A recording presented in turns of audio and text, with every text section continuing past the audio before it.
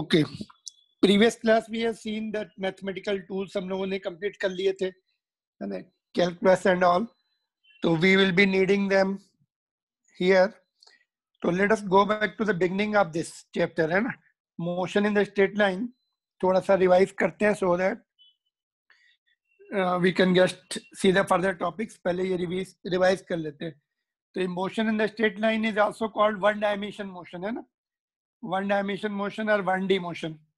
Alright, तो इसमें motion का कॉन्सेप्ट हम लोगों ने सीखा था, है ना. अगर कोई object, motion means what, suppose any object is changing its position with respect to observer, है ना. सपोज तुम देख रहे हो किसी ऑब्जेक्ट को and it is changing its position, है ना, तो तुम बोलोगे इट इज मूविंग. ऑब्जेक्ट के रिस्पेक्ट में अगर उसकी पोजीशन चेंज हो रही है तो it is moving. Change of position of object with respect to observer. जैसे सपोज मैंने एग्जांपल दिया था, train, you are sitting in the train, other train is moving parallel to that your train with the same speed.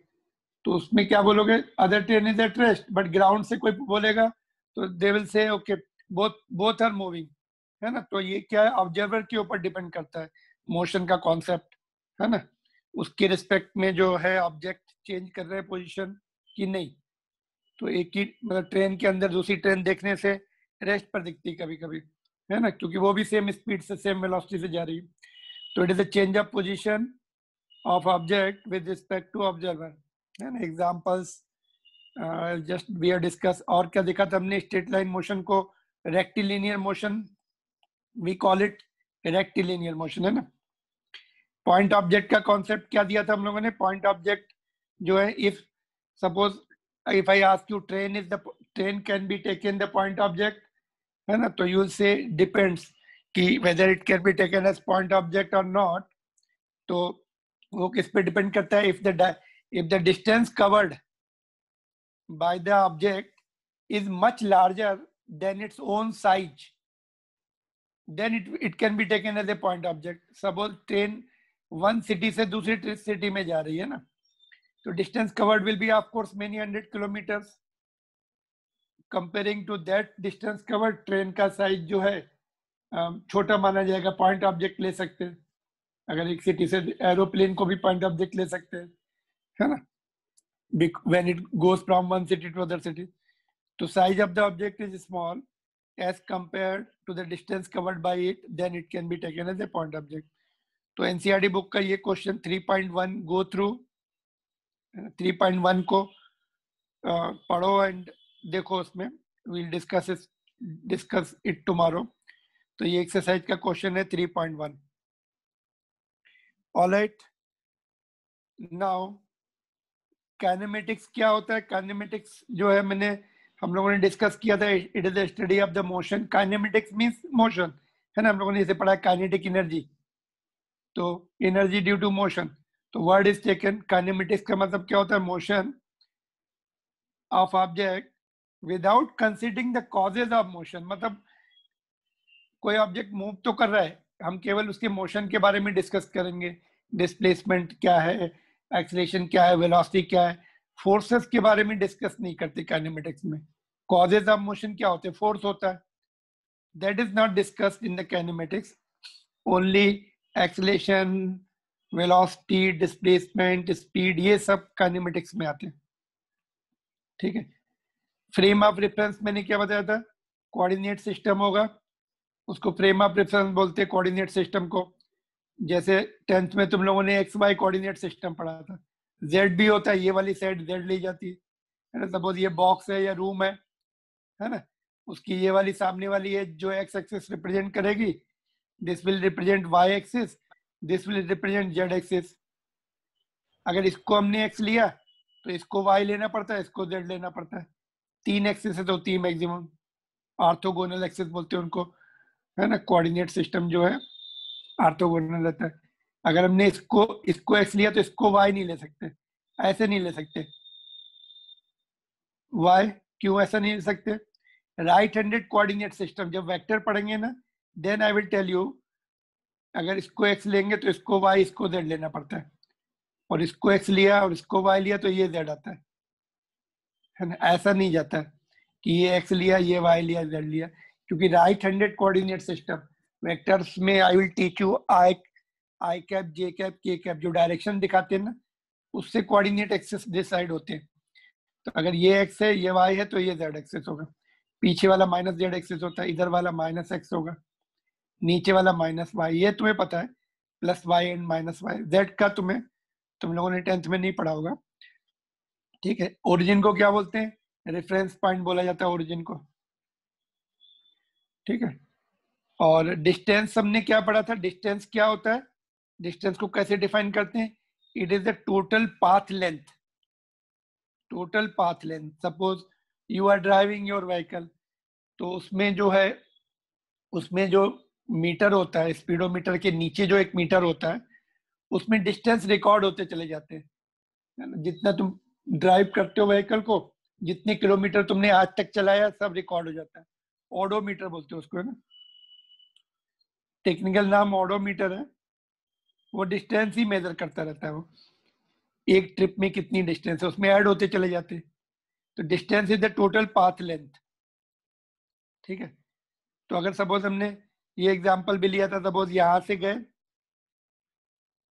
P तक गए straight line में, फिर Q तक आ गए, तो डिस्टेंस कितना होगा? ये 360 मीटर दिखा रहा है, और ये वापस आए, तो ये डिस्टेंस निकाल लेंगे माइनस करके, है ना, तो ऐड कर देंगे उसमें। डिस्टेंस ये हो गया।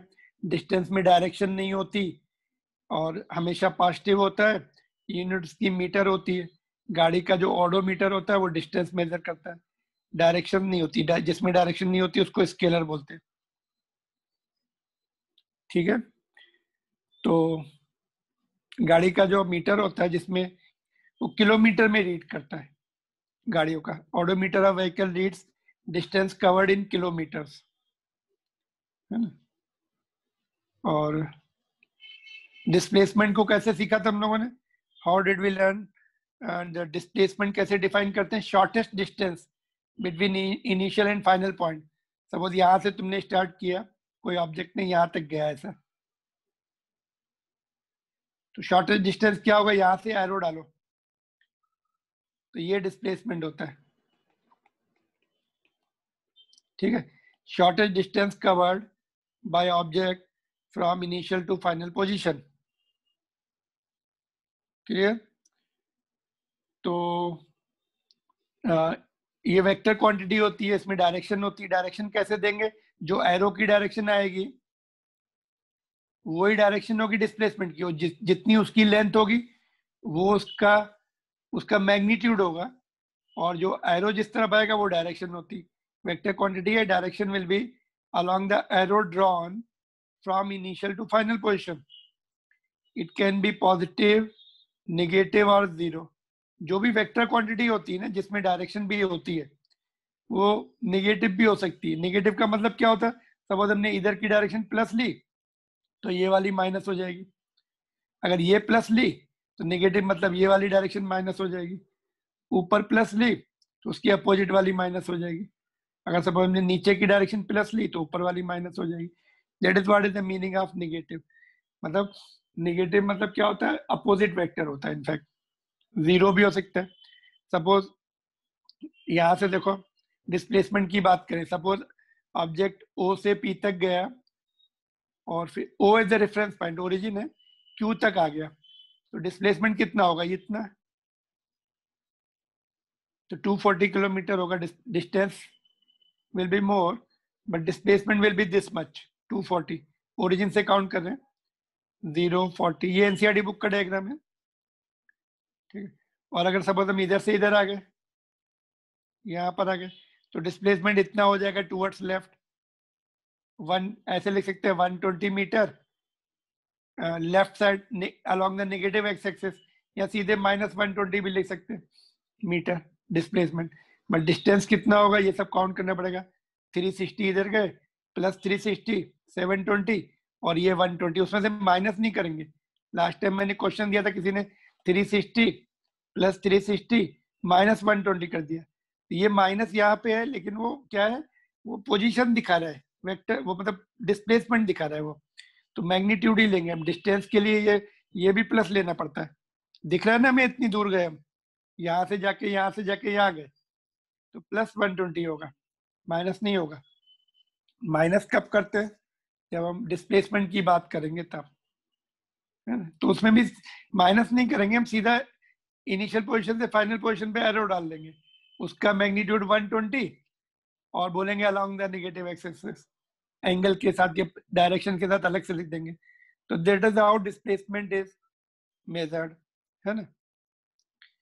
सपोज ओके, ये मैंने एग्जांपल ये अभी तुम्हें समझाई दिया, ये पॉइंट इधर हमने। सपोज कोई ऑब्जेक्ट ऐसे जा रहा है, ए से बी तक गया, ये लाइन नहीं है, in fact this is not the line. A से बी तक गया 3 मीटर स्ट्रेट लाइन में, फिर बी से सी तक गया कोई ऑब्जेक्ट, वही same object 4 metre straight line में।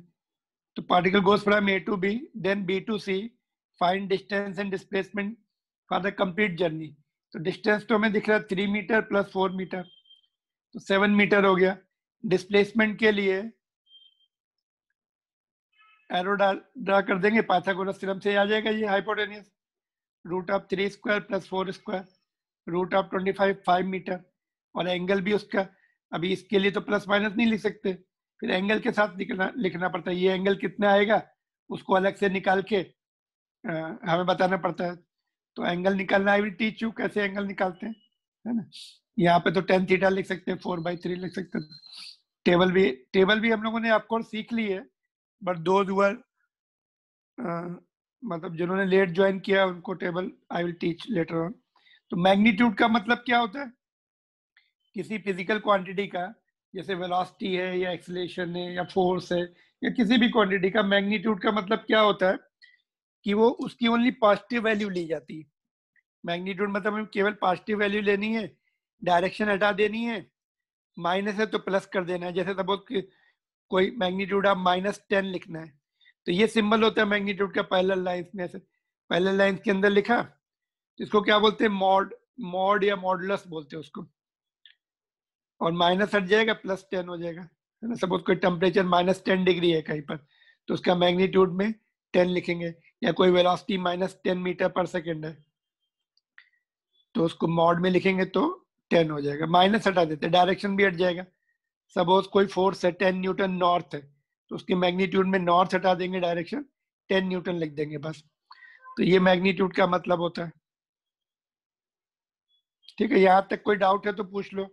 तो हमने क्या क्या डिस्कस किया? रेफरेंस फ्रेम डिफरेंस किया। रेफरेंस फ्रेम मतलब frame of reference means coordinate system हम बना, किसी ऑब्जेक्ट की पोजीशन बताना है तो कोई ना कोई तो रेफरेंस पॉइंट होना है, कहाँ से उसकी पोजीशन है, किधर जा रही है। तो डायरेक्शन वगैरह के लिए कोऑर्डिनेट सिस्टम बना लेते हैं, जिसको फ्रेम बोलते हैं, फ्रेम ऑफ रेफरेंस, और रेफरेंस फ्रेम बोलते हैं। ओरिजिन को रेफरेंस पॉइंट बोलते हैं, है ना।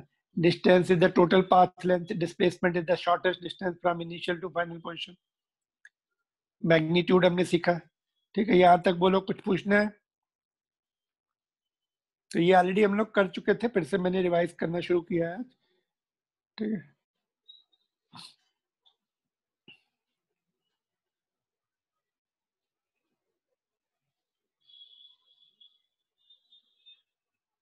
Alright,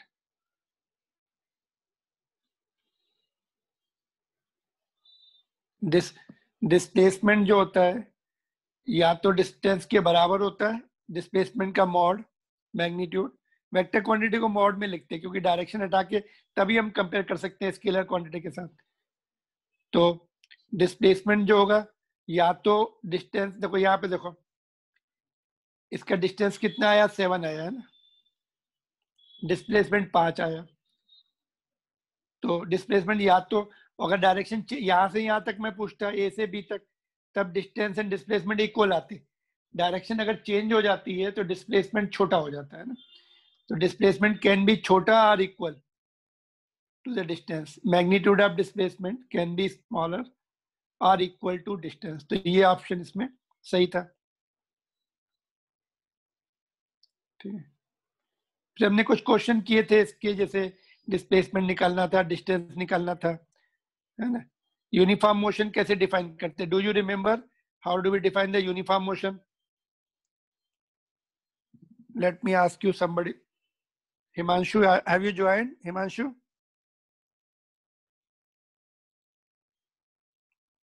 not yet? Okay, Hrithik बताओ, do you remember how do we define the uniform motion? Suppose if I give the example, earth is rotating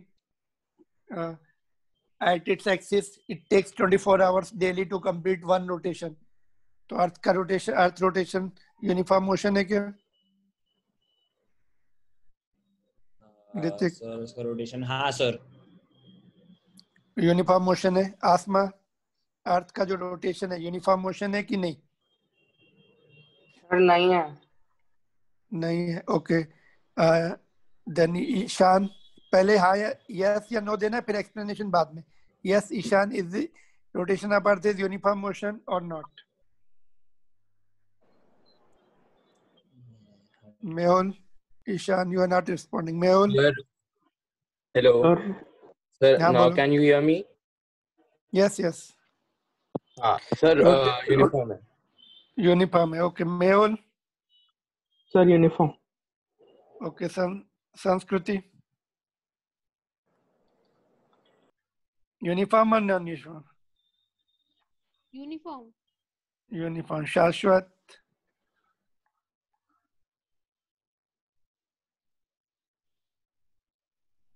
शाश्वत, do you remember rotation of earth is uniform और non uniform? Sir non uniform.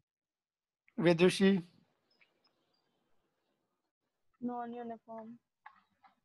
And who else? किसका नाम नहीं लिया मैंने?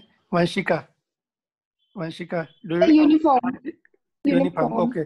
तो ये non uniform वाले कौन थे पहले? Vidushi, you told non uniform, why? Why non uniform? Because keeps happening over a period. Okay. Shashwat, एक मिनट रुक जाओ, होल्ड ऑन होल्ड ऑन। शाश्वत ने बोला नॉन यूनिफॉर्म। आसमा जी, तुमने भी नॉन यूनिफॉर्म बोला कि यूनिफॉर्म बोला? सर नॉन यूनिफॉर्म बोला मैंने। नॉन यूनिफॉर्म बोला, ओके। और न्यू स्टूडेंट से पूछ सकता हूँ क्या मैं? कैन यू ट्राई यूनिफॉर्म और non uniform? Earth is rotating on its own axis, it takes 24 hours, है ना? तो यूनिफॉर्म और non uniform? Uniform circular motion तो है।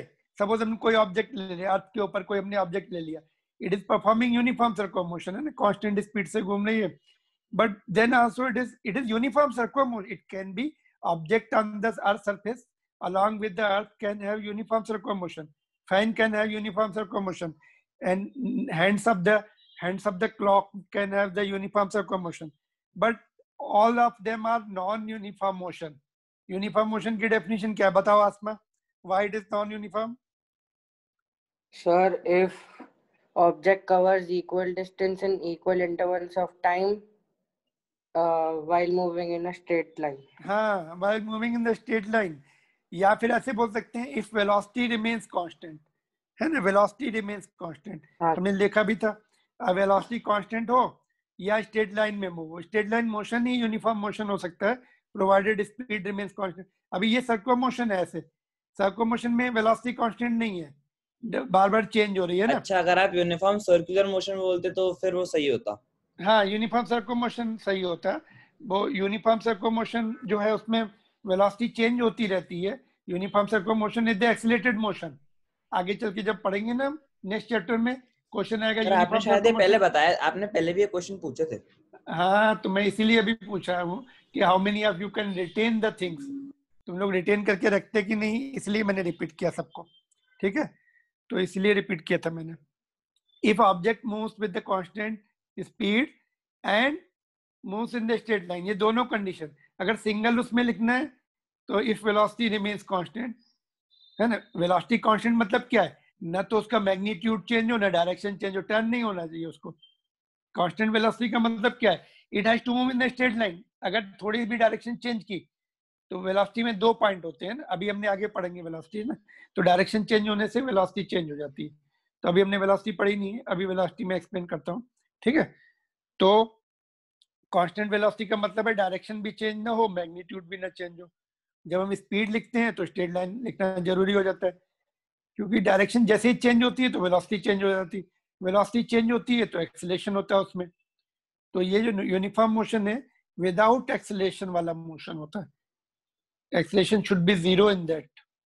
ठीक है, क्लियर? तो ये हमने ग्राफ देखे थे, उसके ग्राफ हम लोग आगे भी पढ़ने वाले हैं, इसलिए यहाँ पे मैं रिवाइज नहीं कर रहा हूँ। एवरेज स्पीड कैसे डिफाइन करते हैं? Do you remember how did we define the average speed? It is the ratio of distance covered by the time taken.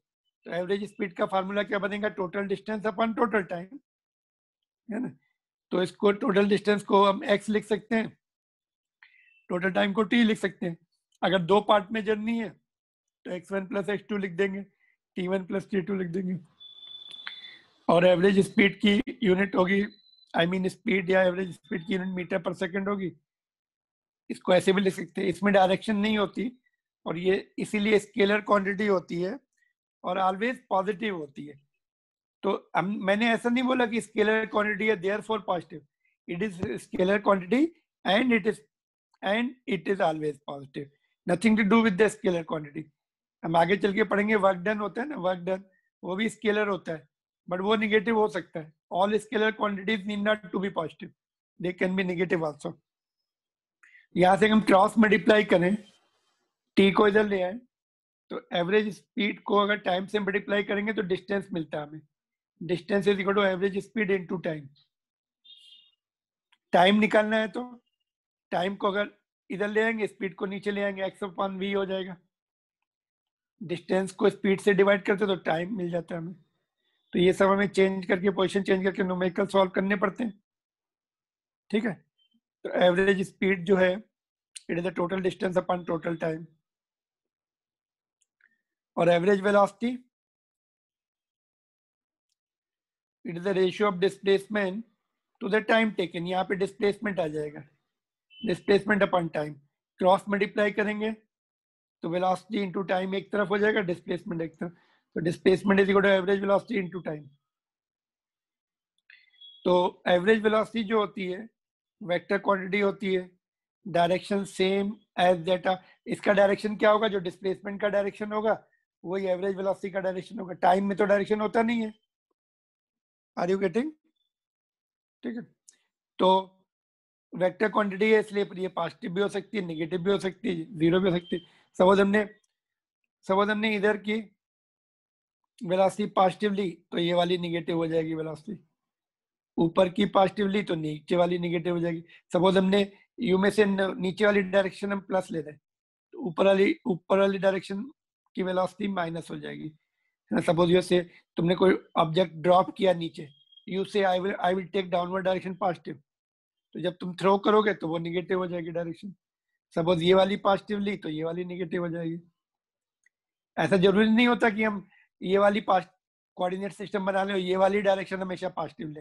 Velocity के लिए खास तौर से, तो वेलोसिटी के लिए ये वाली भी प्लस ले सकते हैं, ये प्लस लेंगे तो ये माइनस, नीचे वाली प्लस ली तो ऊपर वाली माइनस। जनरली कन्वेंशन हम लोग यही फॉलो करते हैं, ये वाली वेलोसिटी प्लस लेते हैं, ये माइनस लेते हैं, नीचे वाली माइनस, ऊपर वाली प्लस लेते हैं। But it can be other way round also. Clear? अच्छा, those who are new student, अभी 40 मिनट्स के बाद कनेक्शन ब्रेक हो जाता है, फिर से ज्वाइन करना है। Our class will be up to 7:20। ठीक है, ओके सर। अभी ब्रेक होगा 6:45 पे, फिर से ज्वाइन करना। Same password, same ID, it will continue to remain same, it will not be changing unless I change it. ठीक है, तो एवरेज वेलोसिटी, अच्छा वेलोसिटी, ये तो एवरेज वेलोसिटी है। वेलोसिटी क्या होती है बोलो? What is velocity? दोनों में डिफरेंस होता है कि सेम होते? बोलो।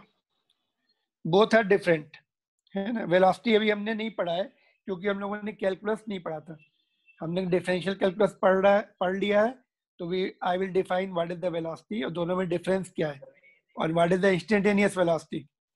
तीनों में डिफरेंस देखेंगे हम। तो ये दोनों हम पढ़ने वाले हैं डे आफ्टर टुमारो हम लोग। आज ये पहले रिवाइज कर लेते हैं ना। सॉरी, एक मिनट में साउंड बढ़ा लूँ थोड़ा। हाँ बोलो अभी। v is equal to u plus 80। हाँ, तो उसमें v क्या है? v is what? Velocity at time t। But how do we define, हाँ, how do you define the velocity, वो मेरा क्वेश्चन था। वो तो रिलेशन बताया तुमने, तो विल डिस्कस दिस। अभी हम लोगों ने डिस्कस किया नहीं है वेलोसिटी, बिकॉज उसके लिए सॉरी जस्ट मिनट, तो उसके लिए हमें कैलकुलस पढ़नी पड़ती थी, तो कैलकुलस हमने पढ़ ली है थोड़ी। तो अभी हम लोग नेक्स्ट क्लासेस में वेलोसिटी, स्पीड एंड एक्सेलरेशन तीनों डिफाइन करेंगे। अभी हम लोग एवरेज वाले पढ़ रहे हैं ओनली। एवरेज में क्या होता है, time interval is countable, time interval is जिसको हम टाइम इंटरवल को मेजर कर सके, है ना। तो वो जो है वो सारी उससे जब डिवाइड करते हैं तो एवरेज वैल्यूज मिलती है। Average speed, average velocity and average acceleration अभी हम रिवाइज कर रहे हैं, ठीक है। ये हमने ग्राफ रीडिंग थोड़ी सीखी थी, है ना। सपोज कोई कार जो है, मैंने बताया कोई कार स्ट्रेट लाइन में ऐसे जा रही है, लेकिन उसकी स्पीड बढ़ती जा रही है, तो उसका ग्राफ, डिस्प्लेसमेंट का ग्राफ ऐसे आता है। यहाँ पे देखो एक्स लिखा है, एक्स मींस पोजीशन या डिस्प्लेसमेंट, ये टाइम है ना। तो अगर स्पीड बढ़ेगी तो ऐसे ग्राफ आएगा, और अगर स्पीड कांस्टेंट से जा रही है तो ऐसे ग्राफ आता है। तो ग्राफ हम लोग डिटेल में सीखेंगे वन बाय वन, बट यहाँ पे ऐसा बहुत, उसका जो है नॉन यूनिफॉर्म स्पीड है, बढ़ रही। तो t is equal to 5 second में, ये नीचे देखो टाइम का है, 5 सेकंड में उसका पोजीशन कितनी दूरी पे चली गई ओरिजिन से। अगर उसने स्टार्ट किया 10 मीटर, 5 सेकंड पे वो 10 मीटर पे पहुंच गई, और 7 सेकंड में कहाँ पहुंच गए, यहाँ पे देखना पड़ता है, 27.4 मीटर पे पहुंच गए, है ना। तो डिस्प्लेसमेंट कितना हो गया, ये डिस्प्लेसमेंट हो गया, दोनों का डिफरेंस जो होगा डिस्प्लेसमेंट देगा हमें, 17.4 माइनस कर लिया। टाइम इंटरवल कितना है, ये 7 माइनस 5। डिस्प्लेसमेंट ये नहीं है, देखो some of the student were counting, ये डिस्प्लेस ये कब होता, जब ये एक्स एंड ये वाई होता तब, बट ये तो टाइम है, यहाँ पे टाइम एक्सेस है, तो हमें डिस्प्लेसमेंट के लिए केवल यही देखना पड़ता है, ये टाइम है ना। तो यहाँ से करस्पॉन्डिंग पोजीशन देख ली हमने उसकी। कार ऐसे नहीं जा रही, ऑब्जेक्ट ऐसे नहीं जा रहा, वो सीधा ही जा रहा है ऐसे, car is going like this. तो टाइम 5 सेकंड में, 5 सेकंड पर वो, okay, t is equal to 5 second पर कितनी डिस्टेंस कवर कर ली उसने, 10 मीटर कर ली। फिर 7 सेकंड में उसने डिस्टेंस, स्पीड उसकी बढ़ रही है, तो 10 सेकंड में उसने कितना कर लिया, 27.4। तो वो ऐसे टर्न कर नहीं कर रही, वो जा रही है सीधी जा रही है, स्ट्रेट लाइन में जा रही, बट उसकी पोजीशंस जो है वो नॉन यूनिफॉर्म रेट से चेंज हो रही। तो अगर हमने डिस्प्लेसमेंट निकाल लिया था ये, फिर टाइम कितना था, 2 second, 7 t2 minus t1, 7 minus 5, तो 2 सेकंड। तो डिस्प्लेसमेंट को हमने टाइम से डिवाइड किया, तो इसकी एवरेज स्पीड 5 से लेकर 7 सेकंड के बीच में 8.7 आई। फिर मैंने होमवर्क में दिया था 0 से 5 सेकंड में कितनी एवरेज स्पीड आएगी, तो 0 से 5 सेकंड कितनी डिस्टेंस गई, 10 मीटर गई डिस्प्लेसमेंट 10 था और टाइम 5 था, तो 0 से 5 सेकंड तक उसकी एवरेज वेलोसिटी जो आएगी 10/5 2 मीटर पर सेकंड आएगी। तो नॉन यूनिफॉर्म है ना, ये चेंजिंग नेचर है उसकी, कांस्टेंट नहीं है, ठीक है। तो ये हमने ग्राफ रीडिंग से कुछ क्वेश्चन किए थे, एनसीईआरटी बुक का ही ग्राफ है ये, सॉल्व एग्जांपल है ये, ठीक है। सपोज कोई ऑब्जेक्ट ऐसे जा रहा है कर्व्ड पाथ में, सेमी सर्कुलर पाथ कर रहा है, तब उसका डिस्प्लेसमेंट कितना होगा। तो डिस्प्लेसमेंट के लिए मैंने क्या बताया, शॉर्टेस्ट डिस्टेंस, ऐसे एरो डालना है, तो distance will be r plus r, 2r होगा, और डिस्टेंस कितना होगा, half of the circumference, pi r।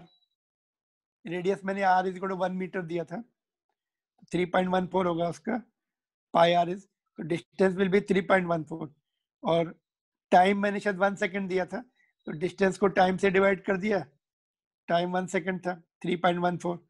फिर एवरेज वेलोसिटी निकालनी थी, डिस्प्लेसमेंट पहले निकाल लिया हमने, ये वाला डिस्प्लेसमेंट 2r है, तो एवरेज वेलोसिटी 2 मीटर पर second I along AB।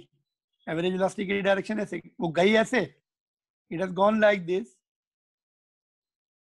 But average velocity जो है वेक्टर क्वांटिटी है, वो एरो से हमें पता लगती है, अलोंग AB आएगी, ठीक है। तो ये ऑलरेडी इट वाज डन, है ना। इसमें भी एवरेज स्पीड या तो ज्यादा रहती है या इक्वल होती, डायरेक्शन चेंज नहीं होगी तो दोनों इक्वल होंगी, डायरेक्शन चेंज हो गई तो एवरेज वेलोसिटी कम हो जाती है। इसमें देखो कम आई कि नहीं, 2 आई, स्पीड ज्यादा आई, डायरेक्शन चेंज हो गई थी।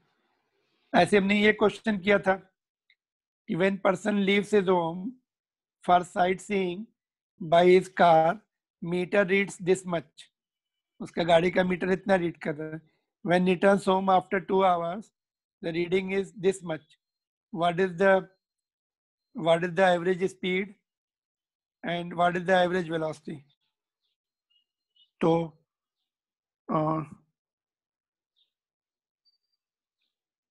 एवरेज वेलोसिटी कितनी आएगी 0 संस्कृति? वाई 0? सर घर आ गया वापस। हाँ, सपोज ऐसे गया मार्केट में, घूम फिर के वापस घर में आ गया, तो डिस्प्लेसमेंट तो 0, तो एवरेज वेलोसिटी तो 0 हो गई। डिस्टेंस निकालना है ना, एवरेज स्पीड निकालनी है, डिस्टेंस निकालेंगे, मीटर रीडिंग, फाइनल में से इनिशियल माइनस करना है।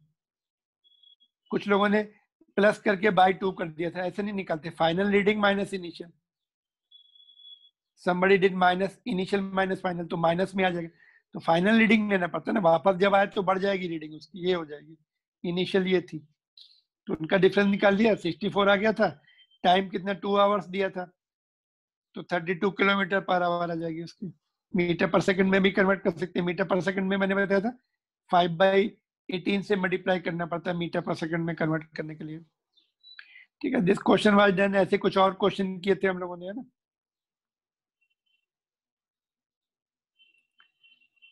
ये क्वेश्चन भी देखो हम लोगों ने किया था।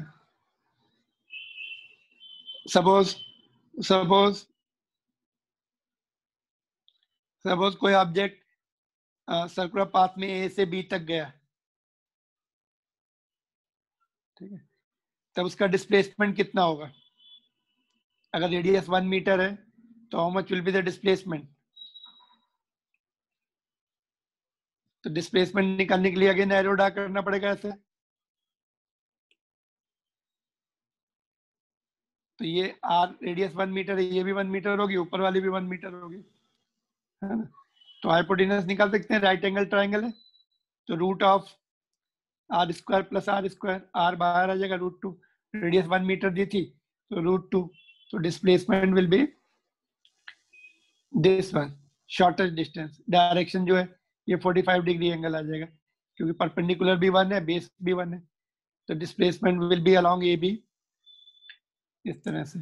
और अगर वो घूम के यहाँ पे आ गया ऑब्जेक्ट डी पर, फिर भी डिस्प्लेसमेंट तो सेम रहेगा, डिस्टेंस 4 टाइम्स हो जाएगी। ये डिस्टेंस 1/4 ऑफ द सर्कमफ्रेंस है, सर्कमफ्रेंस का 1/4 है, तो डिस्टेंस बढ़ जाएगी, यहाँ पे आने से डिस्प्लेसमेंट उतना ही रहने वाला है।